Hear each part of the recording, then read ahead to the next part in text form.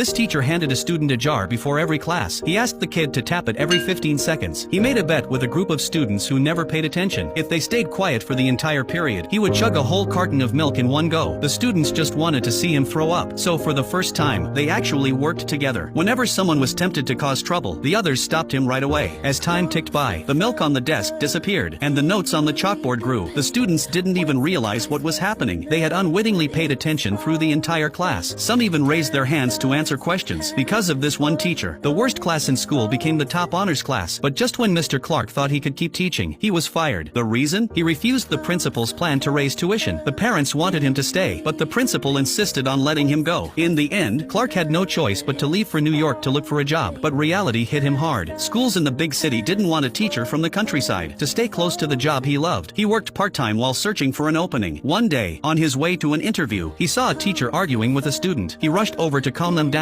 The conflict ended only when the principal showed up. The frustrated teacher stormed out and quit right there. You can have the little bastards. I can start right now.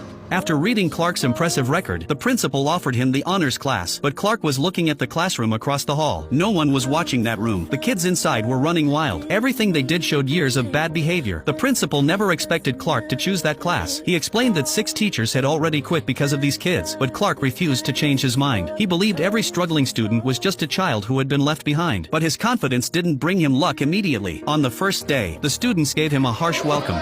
Jamaica, don't do that.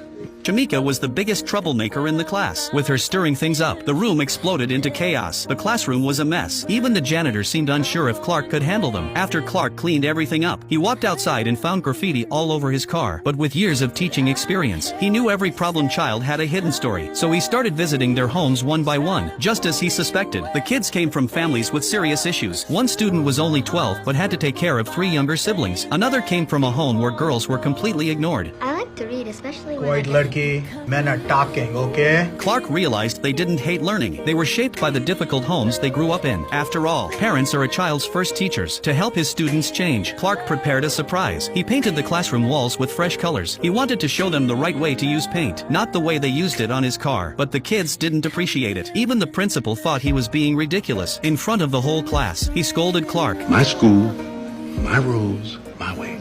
Clark had little authority to begin with. Being humiliated made it even worse. Shamika didn't give him any respect either. She was having fun with her friends, but the moment she saw Clark, she walked away. Their rejection hit him hard. At lunch, his students charged into the cafeteria like wild horses. They were nothing like the orderly honors class next door. These bad habits ran deep. A female teacher told Clark that he could quit if it became too much, but Clark wasn't someone who quit easily. He set new rules for the class. First, we are a family. Second, we respect each other.